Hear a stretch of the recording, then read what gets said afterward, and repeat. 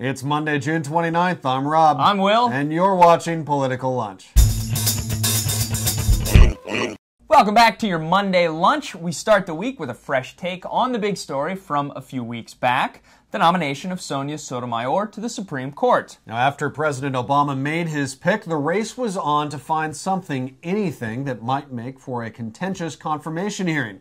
The GOP, of course, wanted to find something that might make her unsuited for the job, and the media, too, in its quest for controversy, was eager to find anything that might raise some eyebrows. And thus, the so-called New Haven firefighter case found its way into the headlines. Now, as an appeals court judge, Sotomayor had been called on to decide whether the rights of white firefighters in New Haven had been violated after the city threw out the results of a firefighter exam after white firefighters scored universally higher than non-whites. Sotomayor ruled that no rights had been compromised and that the city acted fairly. But this morning, the Supreme Court, that is the gig to which Sotomayor is applying, so to speak, overturned her decision, saying that the case had indeed been one of reverse racism. And that will surely give new material to those who argue that Sotomayor has, in the bluntest possible terms, a problem with race. We've heard by now the allegedly controversial remark the judge made during a speech back in 2001 in which she said that minorities and women may have better judgment in particular situations than white men. That was, so far, the closest any White House opponents had gotten to damning evidence about the nominee.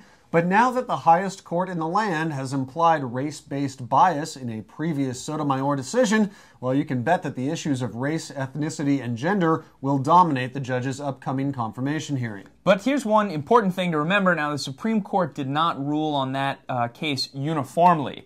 The four justices who are traditionally more liberal disagreed with the conservative majority's decision. Justices Ginsburg, Stevens, Breyer, and Souter, who Sotomayor may replace, all agreed with Sotomayor's decision to uphold the city's decision, so in essence, nothing particularly surprising happened there, although that probably won't prevent a vigorous confirmation fight scheduled to start on July 13th. In less weighty political news, our latest unfaithful governor, Mark Sanford, might not keep the corner office for very long, especially if his lieutenant governor has any say in the matter. Today, it's being reported that Sanford's number 2, Andre Bauer, has been paying a political consultant to push the idea that Sanford should resign.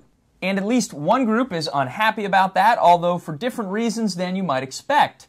The rest of the South Carolina GOP is standing with the adulterous governor, not out of loyalty, but simply because they don't want Bauer to have a leg up in the 2010 South Carolina gubernatorial primary. One other Republican hopeful in that state is even circulating a campaign ad from the 2006 primary campaign for lieutenant governor in which he paints Bauer as reckless and liberal. So politics are, as ever, stranger than fiction. Sanford's future as governor now rests on the strength of his lieutenant governor's opponents. And speaking of campaigning, remember back to the days of the 2008 presidential campaign when we'd report on the candidates' quarterly groveling or, let's call them fundraising emails. Well, believe it or not, they're already back at it. This morning we got this from Connecticut Senator Chris Dodd's people, claiming that tonight, with the close of the second quarter fundraising, his campaign faces its first real test. You'll recall that Dodd's presidential bid never made it much past Iowa, and now he's fighting for his Senate seat as well.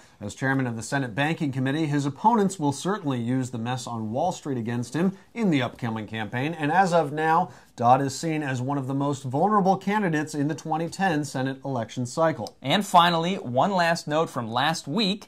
In a close vote on Friday, the House passed a bill that represents a first crack at limiting greenhouse gas emissions, but President Obama was quick to point out his objections to a number of provisions, including a tariff the bill would impose on imports from countries that don't adopt similar climate change agreements. Well, the bill would create the much-talked-about cap-and-trade system for carbon emissions and reduce greenhouse gases by 17% by 2020 and 83% by 2050. But Obama has not said whether or not he'd sign it if the protectionist policies remain in the bill. The Senate is now set to begin their lengthy negotiations on their own version of that bill this week. We, of course, will keep following that and every other political story that matters. Thanks very much for watching Political Lunch. Don't miss a show. Be sure and subscribe. We'll see you on Wednesday.